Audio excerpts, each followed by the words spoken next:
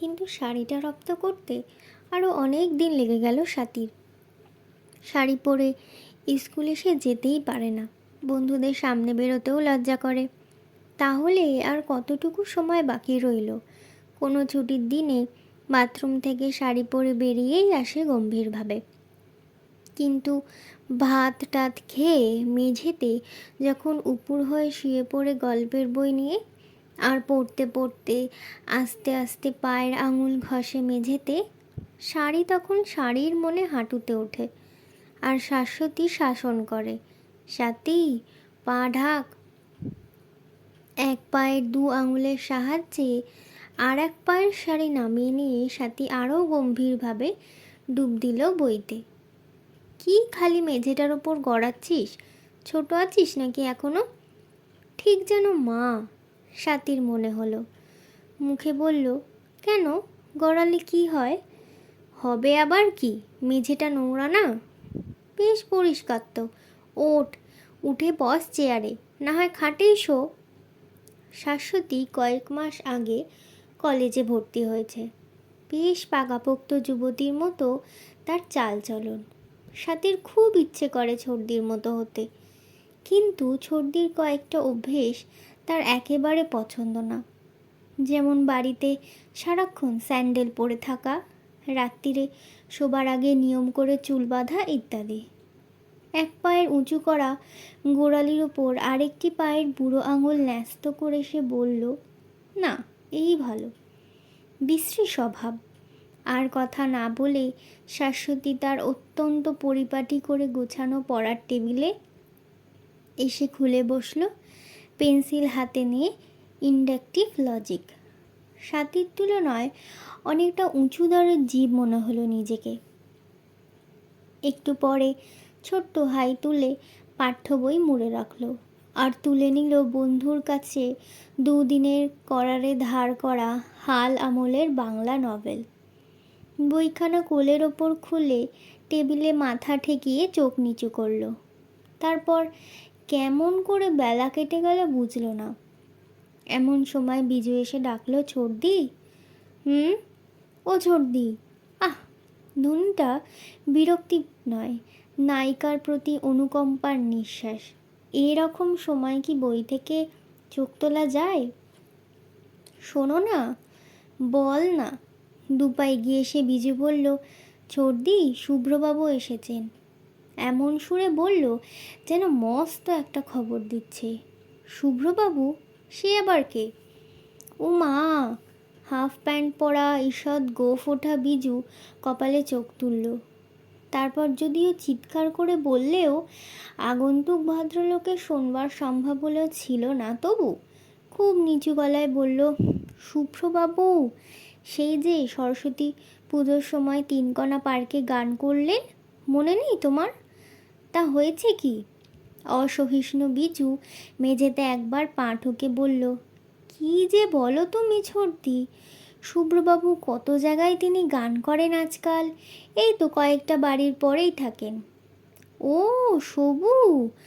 ঘরের অন্য কোণ থেকে হঠাৎ বলে উঠল স্বাতী। সবুকে তো সেদিনও দেখেছি গোল গোল চশমা পরে এক পাঁজা বই ঘাড়ে করে স্কুলে যেতে, এর মধ্যে গায়ে হয়ে উঠেছে আবার শুভ্রবাবু। স্বাতীর দিকে কটমট করে তাকিয়ে বিজু বলল, তুই দেখেছিস না? তোর চেয়ে কত বড় জানিস? শাশ্বতী তাড়াতাড়ি মধ্যস্থ হয়ে বলল, তা বেশ তো, এসেছে কেন? আমি ধরে নিয়ে এলাম রাস্তা থেকে। বিজু সগর্বে খবর দিল, জানো ছোটদি, শুভ্রবাবু আমাকে গান শেখাতে রাজি হয়েছেন।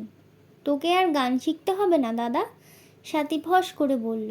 এমনি তোর গলা দিয়ে সাতসুর বেরোচ্ছে আজকাল। স্বাতী! চিৎকার করতে গিয়ে সত্যিই ৩-৪ রকম আওয়াজ দাঙ্গা বাঁধিয়ে দিল বিজুর গলায়। আর কোনো প্রতিবাদের চেষ্টা সে করল না। ঘুরে দাঁড়ালো মুড়ো মেইলি স্পর্ধার দিকে পিঠ ফিরিয়ে এমন একটা ভঙ্গিতে যেন অগ্রজের গৌরবের আর সমস্ত পুরুষ জাতির গাম্ভীর্যের বর্তমানে সেই একমাত্র প্রতিনিধি। তা কথাটা এমন মিথ্যেই বা কি? চাপা গলায় ব্যস্তভাবে যে খবরটা জানালো, সেটা অবশ্য জানা কথাই। ছোটদি, শুভ্রবাবু বসে আছেন নিচে। বসে আছে, তো আমি কি করব? তুমি একবার যাবে না? যা। বিজুর মুখ কালি হলো। তার এমন যোগ্য কলেজে পড়া দিদির জন্য শুভ্রবাবুর চোখে কত সম্মান বেড়ে যেত তার। তুই ডেকে এনেছিস, তুই যা, গল্প কর গিয়ে। নিশ্চয়ই, কিন্তু শুভ্রবাবু কি সুখী হবেন শুধু তার সঙ্গে গল্প করে? বাড়ির লোকেদের সঙ্গে আলাপ না হলে আর বাড়িতে আসা কেন? আচ্ছা, একটু চা পাঠিয়ে দিও কেমন?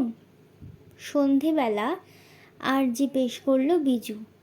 বাবা, আমি গান শিখব। গান শিখবি? রাজেনবাবু একটু চুপ করলেন। যৌবনে তারও ছিল গানের নেশা।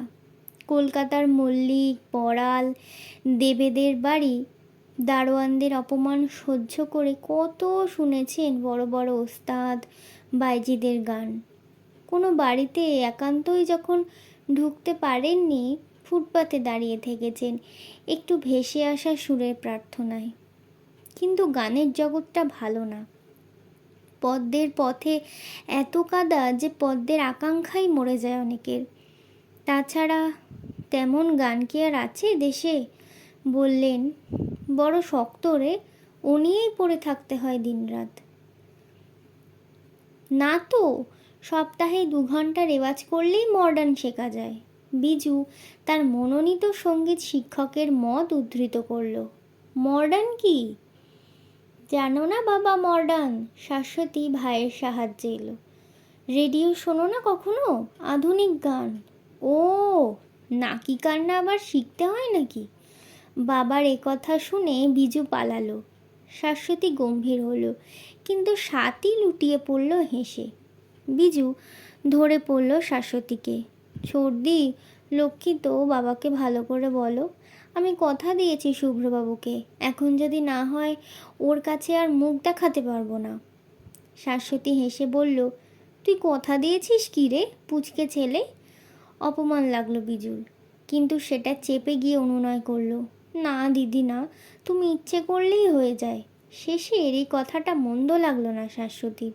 কর্তৃত্বের সুরে বলল, আচ্ছা শিখতে থাকতো। শেষ পর্যন্ত কোনোটাতেই তো বাবা অমত করেন না।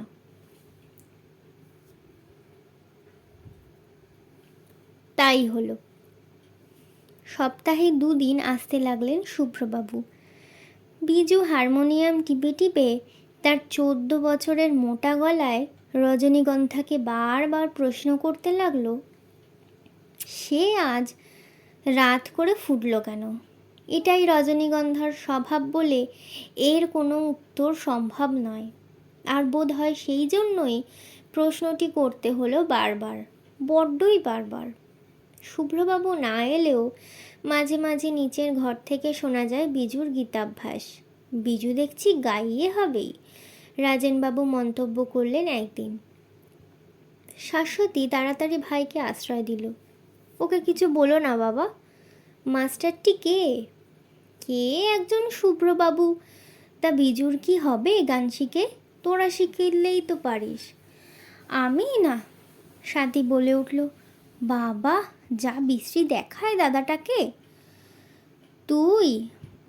বাপ তাকালেন শাশ্বতীর দিকে। ওই শুভুর কাছে শিখবে কে?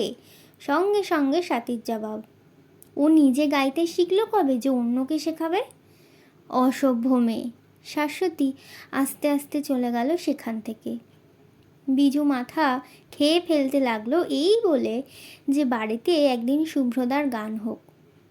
আমি যদি বলি না, তাহলে নিশ্চয়ই একদিন সময় করে। থামতো চালিয়াত। শাশ্বতী হাসল। তোর শুভ্রদার আবার সময়ের অভাব। বাড়ি বাড়ি সেধে সেধে গান গেয়ে বেড়ানোই তো তার কাজ। জানো তুমি? বিজু মুখ লাল করে বলল, কত নেমন্তন্ন ফিরিয়ে দেন জানো? তাহলে আর নেমন্তন্ন করে কি হবে? না না, বিজু ডবল উৎসাহে বলল, আমি বললে নিশ্চয়ই গাইবেন এসে, যত শুনতে চাও। শাশ্বতীর মনে হলো ছাত্রের চাইতে শিক্ষকের উৎসাহ কিছু কম নয়, আর ভদ্রলোক যখন এত করেই শোনাতে চাচ্ছেন তখন নিরাশ করা কি উচিত? রাজেনবাবু সায় দিলেন সানন্দে। কতদিনের মধ্যে কোনো কোলাহল নেই বাড়িতে। শান্ত, জিমানো, চুপচাপ। কত কমে গেছে বাড়ির লোক। যে তিনজন আছে তারাও একটা বড় হয়েছে, এতটা বড় হয়েছে যে নিজেদের মধ্যে তেমন টগবগে ঝগড়াও আর করে না। ছেলে মানুষ, মাঝে মাঝে একটু আনন্দ উৎসব না হলে চলবে কেমন? বেশ, একটু লোকজন না হলে গান জমে না, শাশ্বতী বলল দু চারজনকে। শুভ্রবাবু ও সাড়ম্বরে এলেন, সঙ্গে তার নিজের হারমোনিয়াম, বায়া তবলা, তবলচি আর জনা তিনেক বন্ধু। বন্ধু মানে পরীক্ষিত ও প্রতিশ্রুত ভক্ত। নিচের ছোট ঘরটি বেশ ভরা ভরাই দেখালো। হারমোনিয়ামে সুর দিয়ে শুভ্র একবার শ্রোতাদের দিকে তাকালো। শাশ্বতীর কিউটিকুড়া পাউডার দু হাতে মাখিয়ে নিয়ে আস্তিন গুটিয়ে প্রস্তুত হলো তবলচি, আর গোছা গোছা পানের রূপলি তবক পাখার হাওয়ায় কেঁপে কেঁপে চিকচিক করতে লাগলো, যেন খুব খুশি। রাজেনবাবু এসে বসেছিলেন, শুধুই মেয়েদের মন রক্ষার জন্য নয়, কিন্তু প্রথম গানটি হয়ে যেতেই আস্তে উপরে উঠে চলে গেলেন। ছি, একে এরা গান বলে? হচ্ছে কি দিন দিন? ভেবেছিলেন চুপে চুপে উঠে আসতে পেরেছেন, কিন্তু গাইয়ের চোখ এড়ালো না। তবে বেচারা চেহারার পৌত্র ভদ্রলোকের অনুপস্থিতিতে শুভ্র মুষড়ে পড়ল না। হারমোনিয়াম নিয়ে 2-4 মিনিট কসরত করতে করতে হঠাৎ দ্বিতীয় গানটি ধরল। লম্বা ছাদের মুখ, চুল পিছনে উল্টানো, ছোট্ট সরু একটু গোঁফও রেখেছে আবার। যে ছেলেকে সে দেখেছে বই গাড়ি করে স্কুলে যেতে, তার সঙ্গে একে ঠিক মেলাতে পারল না স্বাতী। মানুষের ছেলেবেলাটা কোথায় পড়ে থাকে বলো তো? হঠাৎ কি ছেলে মানুষটা মিলিয়ে যায় হাওয়ার মধ্যে, বড় একজন তার জায়গায় এসে দাঁড়ায়। আমার এই আমিটার কি হবে কবছর পরে? ছর্দির মতো হব? তারপর মা যেমন ছিলেন সেই রকম? এখন যা আছি তা তো বেশ লাগছে আমার, তবে কেন এটাকে ছাড়তে হবে? স্কুলে যাওয়া সবুটা তো মন্দ ছিল না। হঠাৎ গোঁফ গজিয়ে শুভ্রবাবু হয়ে হারমোনিয়াম বাজিয়ে গান করে লাভটা তার কি হচ্ছে? শুভ্রকে মোটে ভালো লাগছিল না স্বাতীর। এক লাইনের অর্ধেক গেয়ে প্রশংসার জন্য তাকায় চারিদিকে, তারপর বাকি অর্ধেক গায়। বন্ধু তিনজন সজোরে মাথা নাড়ে। কেমন কেমন এরকম গোল গোল চোখে তবলচির দিকে তাকিয়ে হারমোনিয়ামের রিডে 3 আঙুলের বাড়ি মেরে মেরে তাল বুঝিয়ে দেয়। মাঝে মাঝে বেলো ছেড়ে দিয়ে বাঁ হাতটি উপরে তুলে হা হা করে ওঠে এমনভাবে যেন পাশের লোকের গায়ে ঢলে পড়ে যাবে। গান গাইতে হলে এরকম করতে হয় নাকি? ছোট ছোট হাসির বুড়বুড়ি উঠছিল স্বাতীর গলায়, কিন্তু আর কারো মুখে সেরকম কোনো লক্ষণ দেখতে পাচ্ছিল না। সকলেই গম্ভীর হয়ে গান শুনছে, বেশ ভালোই লাগছে যেন। স্বাতীও চেষ্টা করলো নিজেকে গুটিয়ে নিতে, শুভ্রকে চোখ দিয়ে না দেখে কান দিয়ে তার গান শুনতে। পরপর 3টি গান গেয়ে শুভ্র থামল, রুমালে মুখ মুছে বলল, এবার আপনার পরে কে আর গাইবে এখানে? বলে উঠল শাশ্বতীর এক কলেজের বন্ধুর দাদা, নিজেও পড়ুয়া, বর্তমানের বোনের এসকর্ট। কথাটা অমায়িকভাবে মেনে নিয়ে শুভ্র জবাব দিল, তাতে কি, কেউ কিছু করুন। ঘরের মধ্যে একটা নড়াচড়া ঠেলাঠেলির ঢেউ উঠল। চশমার আড়াল থেকে শুভ্রর চোখ একটু ঘুরে ঘুরে বেড়ালো, তারপর স্থির হলো স্বাতীর মুখে। তুমি একটা গাও না? স্বাতী মাথা নেড়ে বলল, না। না কেন? গাও। শুভ্র উৎসাহ দিল, পারি না। তোমাকে দেখে কিন্তু মনে হয় পারো। ফুটফুটে বাচ্চা মেয়েটির সঙ্গে একটু কৌতুক করল শুভ্র। হঠাৎ চোখ তুলে স্বাতী বলল, দেখে তো এরকম উল্টো উল্টি কথাই মনে হয়। 2-1 হেসে উঠল কথা শুনে। শুভ্র নিজেও হাসল। সেই হাসির রেশ টেনেই মুখখানা বেশ মোলায়েম করে নিয়ে চোখ ফেরালো শাশ্বতীর দিকে। আপনি? না না। শাশ্বতীর ভাবটা এইরকম যেন কেউ তাকে পেরেক খেতে বলেছে। কি ভাঙা কাঁচ, কি পাথরের কুচি। বিজু চেঁচিয়ে উঠল কোণ থেকে, বলুন ছোটদিকে ভালো করে বলুন, ছোটদি নিশ্চয়ই গাইবে। ছুটল বিদ্যুতের মতো দৃষ্টি বিজুর দিকে। সে দৃষ্টি কারো কারো মনে হলো পার্থিব রমণীয়তার পরম উদাহরণ। একটা গান করতে খুব কি কষ্ট হবে আপনার? মিনতি করল শুভ্র। গাও না শাশ্বতী, পিছন থেকে যোগান দিল কলেজের বান্ধবীটি। একটা। শুভ্র 3 বন্ধুর একজনের নিবেদন। আপনার গান শুনবো বলে কতদিন ধরে মনে মনে আমার ইচ্ছা। আরও একটু সাহস করল শুভ্র। গাইতে হলো শাশ্বতীকে। দ্বিধা ভরা গলায় একবার সুর আর একবার কথা ভুল করে গাইল একটি রবীন্দ্রসঙ্গীত। শেষ হওয়া মাত্র বাহবা রব উঠল। তাতে ছোট ছোট পোকার মতো ফোঁটা ফোঁটা ঘাম নামল শাশ্বতীর মেরুদণ্ড বেয়ে। শুভ্র আসন নিল আবার, একটি আর একটি, তারপর সকলের উপরোধে আরও একটিকে শেষ করে দিল। তারপর সিঙাড়া, সন্দেশ, গল্প, চা পান। বেশ ভালো লাগলো সকলেরই। সকলে চলে যেতেই বিজু আনন্দে একেবারে গড়িয়ে উঠল পাতা ফরাসি। কি গ্র্যান্ড হলো চর্দি! ওহ, ওয়ান্ডারফুল! দেয়ালের সঙ্গে ঠেকানো সোফায় বসে জানলার বাইরের টুকরো কালো আকাশের দিকে তাকিয়েছিল স্বাতী। মুখ না ফিরিয়েই বলল, ওয়ান্ডারফুল বানান কর তো। তুই চুপ কর, তোর সঙ্গে কথা বলছি না আমি। মন্দ না ভদ্রলোকের গান। শাশ্বতী সান্ত্বনা দিল ভাইকে। মন্দ না? উফ, বলো কি! আর কীরকম প্রশংসা করলেন তোমার গানের। রাস্তায় আমাকে কি বললেন জানো? বললেন, তোমার ছোটদি যদি ভালো করে একটু মন দেন গানে। থাম থাম, আবার বলল স্বাতী, যেমন বাজে তুই তেমনি বাজে লোকের সঙ্গে তোর ভাব। কি? বিজু লম্ফ দিয়ে এসে খপ করে চেপে ধরল স্বাতীর চুল। ঠিক, পান খেয়ে ঠিক একটা বখার মতোই দেখাচ্ছে, বলে স্বাতীর মাথার এক ঝাঁকানিতে চুল ছাড়িয়ে আস্তে আস্তে উঠে গেল ঘর থেকে। বিজু রাগ করে কথা বলা বন্ধ করে দিল স্বাতীর সঙ্গে, আর সেটা জানাবার জন্য তার গা ঘেঁষে দুমদাম করে চলে যেতে লাগলো না কুচু করে। আর সকাল বিকেলে তার গানের রেওয়াজের পাল্লা দিতে লাগলো রেডিওর সঙ্গে। এটাও স্বাতীর উপর প্রতিশোধ, কিন্তু শ্রেষ্ঠ প্রতিশোধ ঘটিয়ে দিল স্বাতী নিজেই। হঠাৎ একদিন বিজু শুনল স্নানের পরে বেরিয়ে আসতে আসতে স্বাতী গুনগুন করছে সেই নীলসাগরের গান। শুভ্রদা যেদিন যেটা সর্বশেষ গেয়েছিলেন। প্রতিজ্ঞা ভুলে গিয়ে বলল, স্বাতী তবে। স্বাতী চোখ দিয়ে একটু হাসল, গুনগুনানি থামালো না। বাহ, সুন্দর বসেছে তোরে তোর গলায়। মুহূর্তে সমস্ত শত্রুতা ভুলে গেল বিজু। বোনের গলা জড়িয়ে বলল, আয় না, একটু আয়, আমরা একসঙ্গে গান বাজনা করি। যা, লক্ষ্মী তো আয়। ইস স্বাতী, তুই যদি একটু সিরিয়াসলি। তুই আর ইংরেজি বলিস না তো দাদা। বিজু রাগ করল না, বরং আরও গলে গিয়ে বলল, সত্যি স্বাতী সত্যি। আচ্ছা, আমি গাইব না, তুই ভালো করে গা, আমি শুনি। কিন্তু স্বাতী বসে গেল তার স্কুলের পড়া নিয়ে। বিজু একটু ঘুরঘুর করল, তারপর আর টিকতে না পেরে নিজেই ছুটে গেল হারমোনিয়ামের কাছে। সারাটা সকাল হাবুডুবু খেতে লাগলো নীল সাগরের তরঙ্গে। বিজুটার পড়াশোনা হলে হয়, আপিস যাওয়ার মুখে কাঁদো কাঁদো হারমোনিয়ামটা আর যেন সহ্য হলো না রাজেনবাবুর। ওর খুব মাথা বাবা, শাশ্বতী তাড়াতাড়ি বলল। তবে আর ভাবনা কি, তুই তো পড়াতে পারিস ওকে। স্পষ্ট দমে গেল মেধাবী ভাইকে নিয়ে শাশ্বতীর উৎসাহ।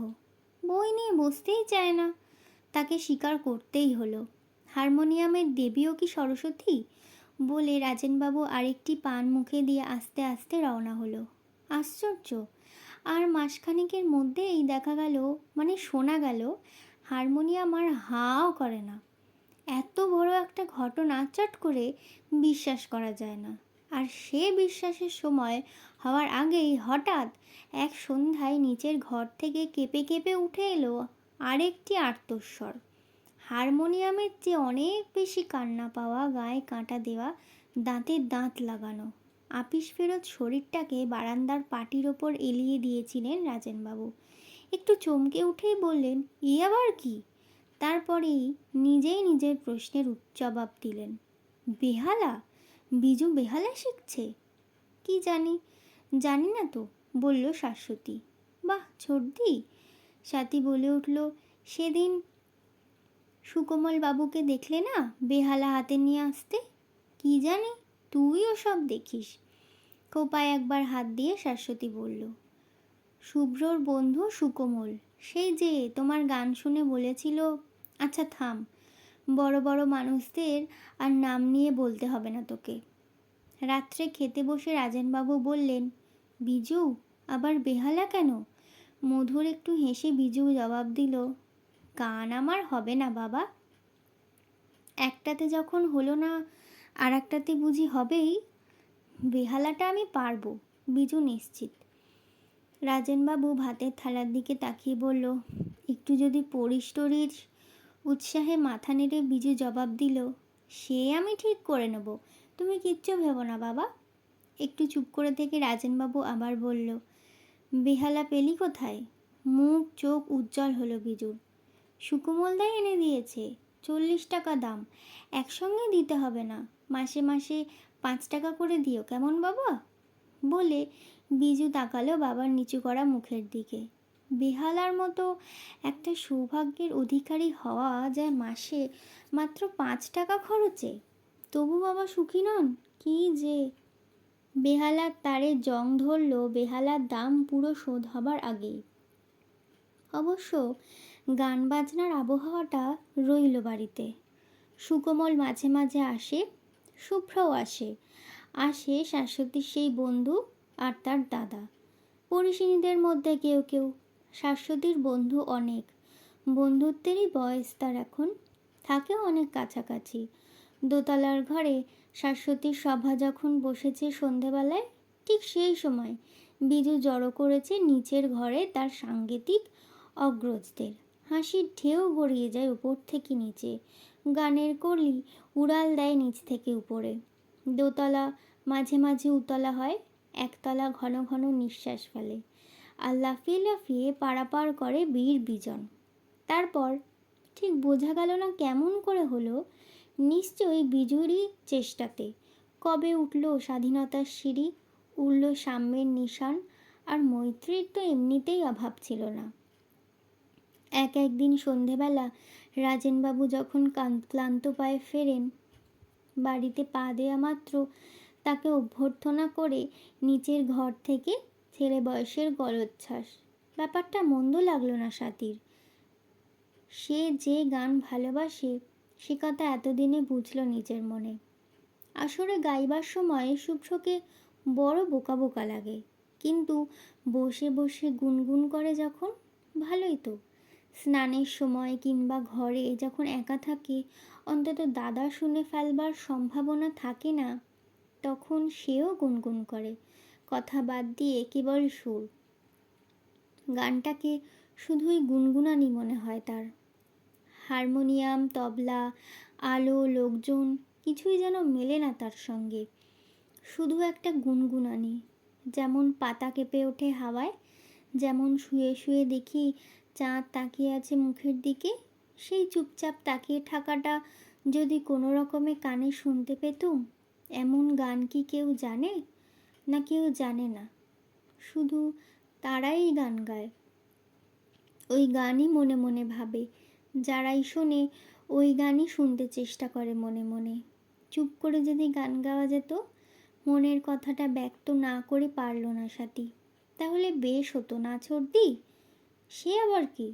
জবাব দিল 18 ধরো ধরো যুবতী। আচ্ছা ছোটদি, রেলগাড়িতে যেতে যেতে কখনো তোমার মনে হয়নি আকাশ ভরে কে যেন গান করছে? ওহ, স্বাতী হাসল।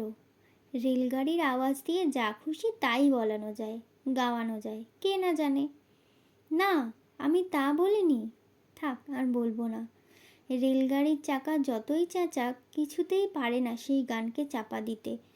আকাশের গান স্পষ্ট কানে শুনেছে সে, মাইলের পর মাইল, স্টেশনের পর স্টেশনের ঝলসানি পার হতে হতে। কিন্তু যেই কোনো বড় স্টেশনে গাড়ি ঢুকলো, উঠল মানুষের রোল, আর শোনা যায় না। রেলগাড়িতে চড়ে তো সকলেই, আর কেউ শোনেনি। সন্ধেবেলা ছোটদিকে খুঁজতে খুঁজতে স্বাতী এলো নিচের ঘরে। শুভ্র কী যেন বলছিল নিচু গলায়। শাশ্বতী তাড়াতাড়ি বলে উঠল, আয় স্বাতী, কোথায় ছিলে এতক্ষণ? কোথায় আবার থাকবো, একটু বস, আমি এক্ষুনি আসছি কেমন। এরকম এঁকে মেঁকে চলে গেল শাশ্বতী। টেবিলে ছিল আধ গেলাস জল। হাত বাড়িয়ে জলটুকু খেয়ে নিল শুভ্র। উঠল। যাচ্ছেন নাকি? সাথী একটু অবাক হলো। হ্যাঁ, আজ যাই, কাজ আছে। শুভ্র চলে গেল। আর কেউ এলো না। ছর্দিও আর কথাবার্তা বলল না বেশি। একটু মনমরাই কাটল সন্ধেটা। সাথী শোন, শাশ্বতীকে ডেকে বলল 2 দিন পরে। এই বইটা দিয়ে আয় তো শুভ্রবাবুকে। কোথায় দিয়ে আসবো? নিচে এসে বসে আছেন। আমার শরীরটা আজ ভালো নেই বলিস। বইখানা হাতে নিয়ে সাথী একটু তাকিয়ে বলল, কালই না দিয়ে গেল, কখন পড়লে? ও আমার পড়া বই। ছর্দি, আর একদিন রাখুন, আমি পড়ব। পারবো না। না দিয়ে আয়। তুমি যেতে পারো না? সত্যি তো? অসুখ তো আর করেনি তোমার? লক্ষ্মী তো। আচ্ছা, বইখানা আবার আমি আনিয়ে দেবো তোকে। এখন দিয়ে আয় কেমন? 2 আঙুলে কপাল টিপে ধরে শাশ্বতী জুড়ে দিল। উফ, মাথা যা ধরেছে। সাথীর হাত থেকে নিয়েই শুভ্র একবার বইখানা খুলল। সাদা কালো কাগজের গায়ে নীল রঙের একটা খাম ঝিলিক দিল সাথীর চোখে। তক্ষুনি বই বন্ধ করে শুভ্র হেসে একটু বলল, ছর্দি কি করছে? মাথা ধরেছে বোধহয়। আচ্ছা। শুভ্র উঠল। সাথীর সামনে থেমে তার দিকে তাকিয়ে থেকে বলল, তুমি গান শেখো না কেন বলো তো? এত সুন্দর গলা তোমার। ছর্দির চেয়েও? সাথীর মুখ দিয়ে যেন বলে উঠল অন্য কেউ। হ্যাঁ, ছর্দির চেয়েও। তক্ষুনি জবাব দিল শুভ্র। এসো না আমার কাছে, খুব ভালো করে শিখিয়ে দেবো তোমাকে। বলে শুভ্র 3 আঙুলে সাথীর গাল টিপে দিল একটু। উপরে এসে সাথী সোজা ঢুকলো বাথরুমে। জলের ঝাপটা দিল সমস্ত মুখে। সাবান দিয়ে ঘষে ঘষে লাল করে ফেলল গাল। পারলে চামড়া তুলে নেয় ওখানকার। তারপর তার গোলাপি রঙের অর্গ্যান্ডির ফ্রক ছেড়ে ব্লাউজ আর শাড়ি পরল। সাদা কালো পাড়ের মিলের শাড়ি। আঁচলটা গায়ে জড়িয়ে নিতে নিতে হঠাৎ মনে পড়ল মাকে। এই 2 বছরের মধ্যে এমন করে মনে পড়েনি কোনোদিনও। কোনোদিনও মনে প্রশ্ন ওঠেনি মা কেন নেই। অসুখ দেখে দেখে ধরেই নিয়েছিল যে একদিন থাকবেন না। আজ মনে হলো তাই তো। অসুখ হলেই কি মানুষ মরে যায়? আর নাও তো অসুখ হতে পারত। কোনোদিনও শাড়ি ছাড়া কিচ্ছু পরবে না। মনে মনে যতবার কথা বলল সে, ততবার তার চোখ জলে ভরে উঠল একা ঘরে আয়নায় নিজের দিকে তাকিয়ে তাকিয়ে।